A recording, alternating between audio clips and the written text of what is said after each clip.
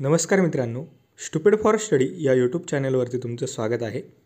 तर मित्रांनो, MST CET परीक्षा देणाऱ्या विद्यार्थ्यांसाठी एक महत्त्वाची अपडेट या व्हिडिओमध्ये मी तुम्हाला देणार आहे। त्याआधी जर तुम्ही चॅनलवरती नवीन असाल किंवा अद्याप जर तुम्ही चॅनलला सबस्क्राईब केले नसेल तर लगेच चॅनलला सबस्क्राईब करा आणि बेल आयकॉन प्रेस करा। तर मित्रांनो, देशात वैद्यकीय अभ्यासक्रमासाठी 5 मे रोजी NEET UG परीक्षा घेण्यात येत आहे। तर या परीक्षेसाठी महाराष्ट्रातील जवळपास 2 लाखांहून अधिक विद्यार्थ्यांनी नोंदणी केलेली आहे।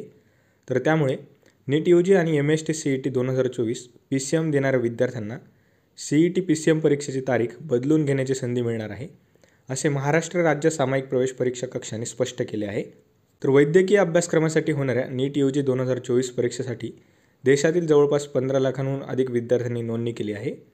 तर विद्यार्थी नीटसह राज्यात होणारी CET परीक्षाही देतात। तर या दोन्ही परीक्षा देणाऱ्या विद्यार्थ्यांची संख्या लक्षणीय देखील आहे। त्यामुळेच राज्य सामायिक प्रवेश परीक्षा कक्षाने 5 मे रोजी होणाऱ्या CETच्या तारखांमध्ये बदल केला आहे। तर नव्या बदलानुसार CET सेलने सुधारित वेळापत्रकही यापूर्वी जाहीर केले आहे।